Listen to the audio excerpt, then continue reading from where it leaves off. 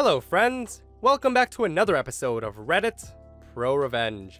In this episode, you'll hear about thieving bosses, how to get rid of a bad neighbor for good, and how sometimes perfect little children can be monsters. I hope you stay for all the stories today, and subscribe for future videos. Nobody likes a bad manager, especially one that's a thieving and dishonest person. This story's titled, "My manager was an awful person to me, but I got her fired in an embarrassing fashion." Years ago, shortly after I graduated high school, I got a new job to support myself during college. The new gig was in a pet store, and I was working in the department that sold fish, aquariums, reptiles, birds, etc., etc. The store manager was an awesome guy who I'll call Kurt. Kurt was an old school guy. He went to work, worked hard, and went home. That's all he expected out of you as well. My immediate manager over my department was this large, snaggletooth witch of a woman. I'll call her Stephanie. We got off to a bad start because she quickly found out that I knew more about reptiles than her. Her ego couldn't handle a fresh employee not needing her guidance. From then on, she was terrible to me. She singled me out to clean the goldfish tanks and had the other employees cover sales every day that I worked. She would say rude things to me such as, "You're the weak link in my team. You're the reason I'm having problems in this department." Fast forward about a year, my hours had been cut by 25%. I asked the store manager what the deal was, and he told me that our department had lost too much money between the lack of sales and broken merchandise, etc. This puzzled me, but I didn't think much of it because everybody's hours were cut. Simultaneously, myself and a few other coworkers had noticed something strange. Stephanie had recently taken much more interest in the customers.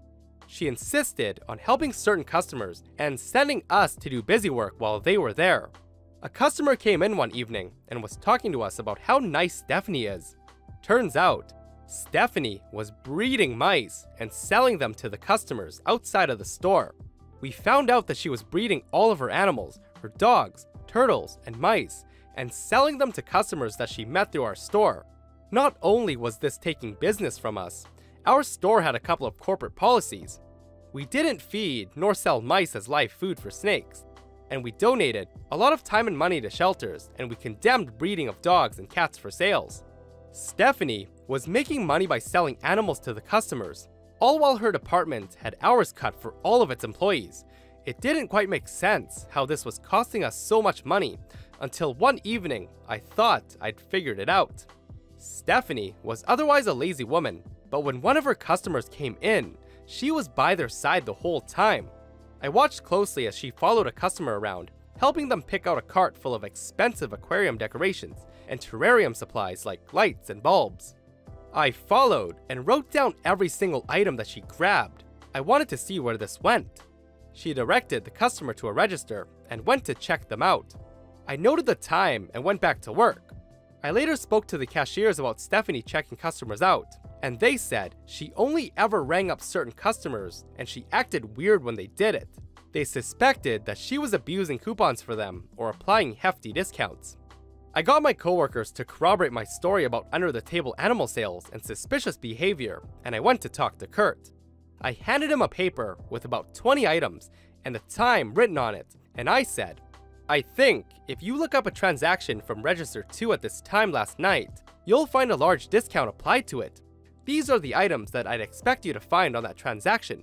He was a bit puzzled, and I explained everything to him. I told him I didn't want to make any accusations before because I wasn't sure, but after seeing her in action, I was pretty sure something was going on. He thanked me and assured me he would look into it. A couple weeks later, I was at work, and I noticed Kurt standing near the doorway watching closely. It just so happens Stephanie was coming in for her shift right about that time. The second she walked through the door, he called her over to his office. Apparently waiting in his office was a regional manager from corporate. He looked at the list I gave him and looked up the transactions from the night before.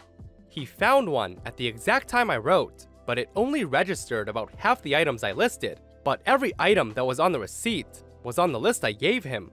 This prompted him to watch over her for a few weeks, and in that time frame, he found her to be taking her customers around shopping, personally taking them up to the register and scanning every other item and putting the expensive stuff into the cart without ringing it up. In that time span, she had given away over $1,500 in merchandise, and he looked back at the logs we kept for broken merchandise that's written off and found an excessive amount of aquarium supplies and decorations that were signed off by her. All in all, she was charged with stealing and defrauding the store in over $3,500 in merchandise, and it just so happened that Kurt had already arranged for police to meet them right after firing her to escort her out. I don't know if she went to jail, but I did watch her get walked out by police with about 20 employees staring. I wish I could have said something, but I had to settle for her making eye contact with me as she walked out, to which I gave her a little quick wink. Entitled Bad Neighbor Gets What's Coming to Her. This story's titled, Lady Purposely Hit My Truck Because She Didn't Like Where I Parked, So I Got Revenge with Mice. I was visiting my cousin who lives on a street that has no garages and very few driveways, so everyone parks on the street. This makes for a lot of people having to find parking where they can and walk to their house since parking is scarce. I park across the street from his house at the first open space. There's no reserved parking, handicap signs, or anything. It's just street parking. When I come out to leave, a car has parked in front of me, but it's actually hit my truck and still sitting there touching it. It didn't do a ton of damage, but it did dent my bumper and my grille. I assume the driver just didn't realize what they did.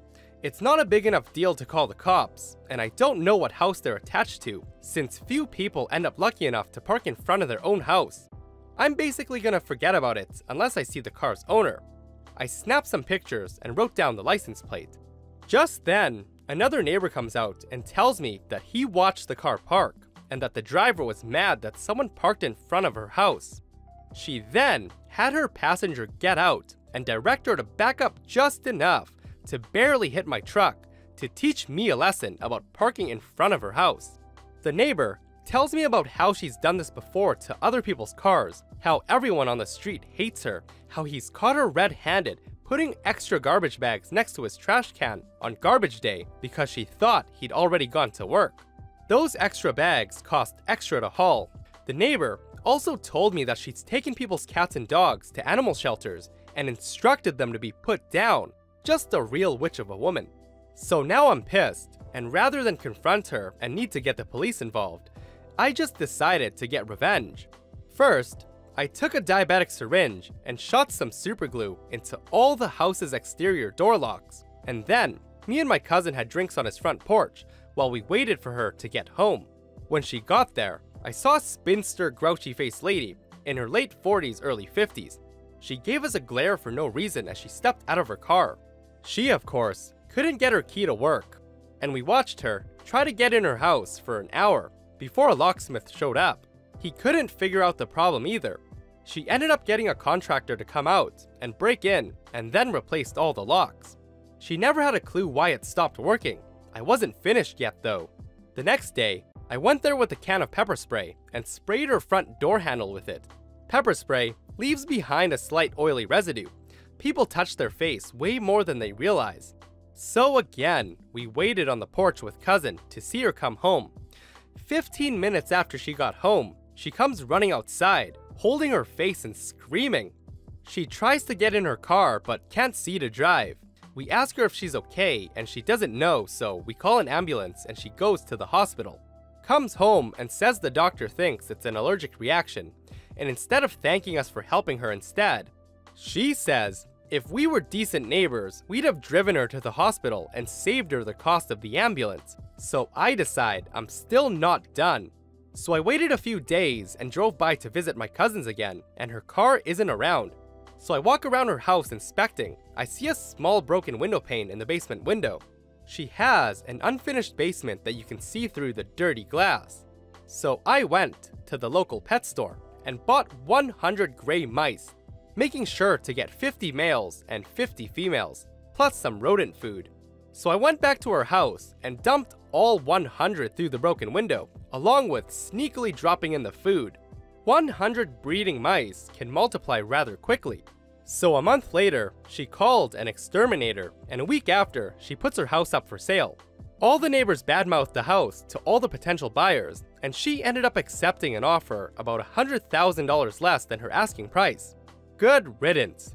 Karma's a bitch. Bitch? Sometimes, a perfect child isn't so perfect. This story's titled, His Own Parents Didn't Believe Him. This happened to my friend G back in the 1960s.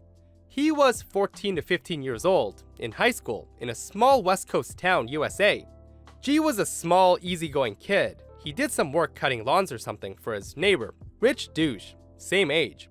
And of course, Rich Douche stiffed him. G's parents complained to RD's parents, who couldn't believe their little perfect son would ever do such a thing. There were a couple of other incidents, mostly RD stealing credit at school for work G had done, or bullying. But RD was a suck-up as well as a weasel, and nothing ever happened. He wasn't even suspected. Key point, Rich Douche had an electric typewriter, rare in school, and bragged about it and showed off his efforts. He claimed to get better grades on typed papers, so revenge. Like most of the houses in the town in that bygone era, security was minimal. It was easy to slip into an unlocked window, so that's what G did when the house was empty. He brought a little file with him and filed a little off the bar of the E character on the typewriter, just enough to make it unique. He then slowly typed up a page. G didn't type, so it was hunt and peck. The page started with, "Ha ha, the stupid teacher never reads this far. He's a real dick face," and continued for a full page. It used every dirty word he could think of, and especially insulted the vice president in charge of the teachers. He then left with this piece of paper, leaving everything else untouched. Several weeks later, Rich Douche had typed up another paper. It was paper-clipped together per requirements. G somehow managed to distract either him or the teacher and slid his special sheet in the middle. Rich Douche failed the class, though he'd been getting good grades up to that point.